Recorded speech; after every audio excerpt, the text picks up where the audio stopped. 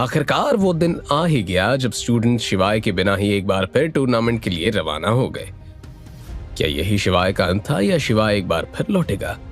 क्या लिली की सच्चाई बाकियों के सामने आ पाएगी? जानने के लिए सुनते रहिए योद्धा। से खराब हो रही थी जिन्होंने एकेडमी के बच्चों की मदद की थी। अचानक ठंड पड़ जाने से वो डर गए थे कि कहीं उनकी सारी फसल ही ना खत्म हो जाए। दूसरी तरफ छाया थी जो इसलिए परेशान थी क्योंकि उनका पोता रजत अब किसी भी दिन घर आ सकता था। अगर रजत इस मौसम में घर आता है तो उसे बहुत परेशानी होगी। क्या हम कुछ कर नहीं सकते? अब मौसम का मैं क्या करूं छाया? ये सिर्फ मौसम की बात नहीं है। ऊपर देखो, सूरज चमक रहा है लेकिन फिर भी ठंड बढ़ रही है। लेकिन इसका मैं कुछ नहीं कर सकता। छाया द्विज के पास आई और उसका हाथ पकड़ लिया। एक बार देख आओ ना कि ये सब क्यों हो रहा है। बहुत मुश्किल से मेरा पोता घर आने वाला है। द्विज को नहीं पता था कि वो आगे क्या करेगा, लेकिन छाया की आंखों में देखते हुए उसने हाँ में सिर हिला दिया और घर से बाहर आ गया। उसने बाहर आकर देखा कि कुछ लोग भीड़ लगाकर बात कर रहे थे। सिर्फ हमारे ही गांव में ये हाल है, बाकी पूरे किंगडम में तो सब पहले की तरह चल रहा है। इस बार हमारी सारी मेहनत बर्बाद हो जाएगी। मुझे लगता है कि हमें जंगल में जाकर देखना चाहिए। लोग कह रहे थे कि वही इलाका सबसे ठंडा था। नहीं नहीं, उस जंगल में अंधेरे जंगल के पिशाच भी घूमते हैं। वहां पर जाना बहुत खतरनाक है। द्विज पीछे से ये बातें सुन रहा था। अब वो आगे बढ़कर उनके पास आया। अगर ऐसी बात है तो तुम मेरे साथ जंगल चल सकते हो। मैं तुम्हें कुछ नहीं होने दूंगा। द्विज की बात सुनकर सभी खुश थे क्योंकि वे जानते थे कि द्विज उस गांव का सबसे ताकतवर योद्धा था। वही द्विज के पास अब मौका आ गया था कि वो जंगल के अंदर जाकर इस बदलते मौसम की जड़ तक पहुंच सके। ठीक है, तो मैं चलूंगा आपके साथ। जिस लघुवीर ने द्विज के साथ चलने के लिए हामी भरी थी उसका नाम कमल था। वो द्विज से उम्र में तो छोटा था लेकिन बहुत समझदार माना जाता था। वो दोनों ही अब जंगल की तरफ चलने लगे और जंगल के जितना नजदीक वो गए सर्दी उतना ही ज्यादा बढ़ने लगी। जंगल के अंदर पहुंचकर भी कुछ ऐसा ही हाल था और वो उस जगह की तरफ जाने लगे जहां से सबसे ज्यादा ठंडी हवा आ रही थी। कमल ने तभी कुछ देखा और द्विज का हाथ पकड़कर उसे एक तरफ कर लिया। इससे पहले कि द्विज कुछ सोच पाता, उसने देखा कि जमी हुई बर्फ का एक बड़ा सा टुकड़ा पेड़ से नीचे गिरा। अगर कमल उसे सही वक्त पर वहां से ना हटाता तो उसे चोट भी आ सकती थी। आखिर इस मौसम में बर्फ आई कहां से? अब तो मुझे डर लग रहा है कि कहीं ये किसी बुरी शक्ति का काम तो नहीं है। चुप रहो कमल, मौसम बदलकर किसी को क्या मिलेगा? इसके बाद वो लोग जंगल के और अंदर तक गए और उन्होंने देखा कि बहुत से पेड़ ऐसे थे जिन पर बर्फ की परत जमी हुई थी।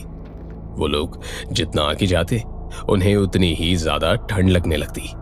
अब क्योंकि जमीन पर भी बर्फ फैली हुई थी और वो इस मौसम की तैयारी किए बिना यहाँ तक आ ही गए थे, इसलिए उनकी हालत बहुत बुरी थी। हमें चलना चाहिए वरना हम इस सर्दी में ही मर जाएंगे। सही कहते हो, जान बची तो कल फिर तैयारी के साथ आएंगे। इतना कहकर वो दोनों वहां से लौटने लगे, लेकिन उनसे कुछ ही दूरी पर अब बर्फ के अंदर जमा शिवाय लेटा हुआ था। उसका शरीर तो यहीं पर था लेकिन मन एक ऐसी दुनिया में था जहां पर एक खुला मैदान था। शिवाय को अपना शरीर कुछ अलग सा महसूस हो रहा था और उसकी सभी चोटें भी ठीक हो गई थी। ये क्या है? शिवाय उस जगह पर नीली लपटों के ऊपर बैठा हुआ था, दुनिया की सैर कर रहा था, बिल्कुल वैसे ही जैसे नीतीश ने अपनी पहली झलक में देखा था।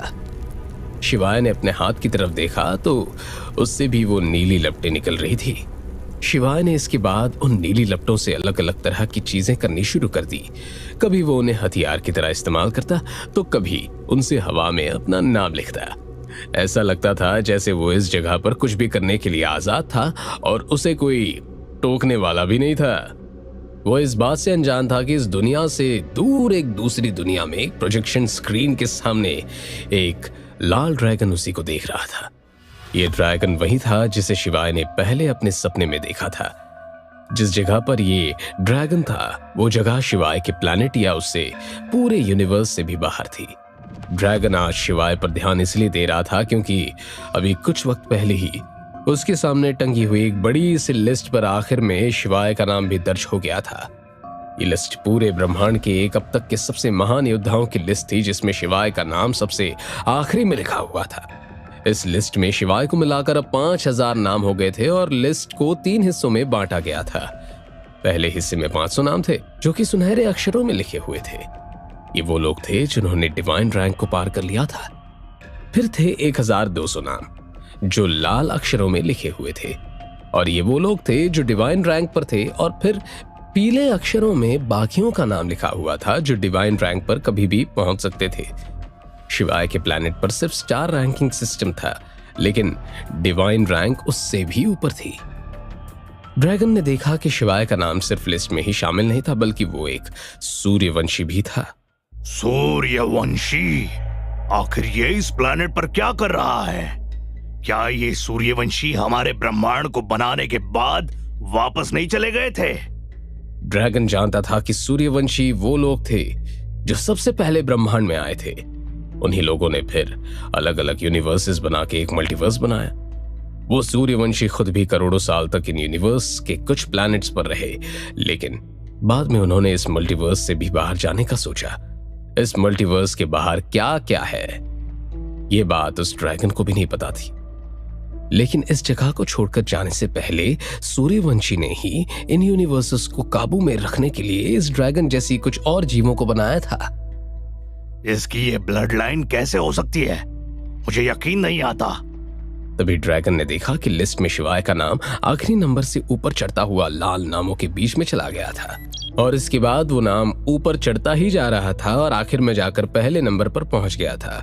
अब वो नाम लिस्ट में सबसे पहले सुनहरे अक्षरों में लिखा हुआ था। ये कैसे मुमकिन है? क्या यही है हमारे ब्रह्मांड का योद्धा? क्या यही रोकेगा वो वॉर? जिस वॉर के बारे में ड्रैगन सोच रहा था, उसने न जाने अभी तक कितने प्लैनेट्स और सोलर सिस्टम तबाह कर दिए थे।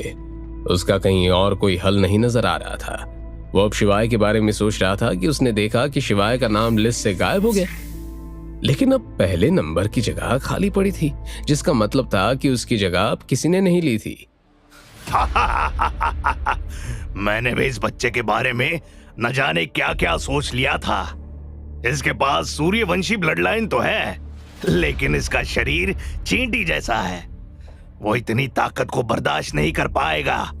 ये देखना दिलचस्प रहेगा कि ये आगे चलकर डिवाइन रैंक तक पहुंचता है या उससे पहले ही इसकी मौत हो जाएगी।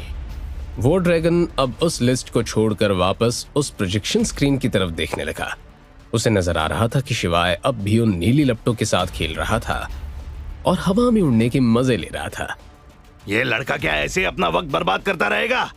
अब मुझसे नहीं देखा जा रहा। उस ड्रैगन ने अपनी आंखें बंद की और उसके माथे से एक रोशनी बाहर आई।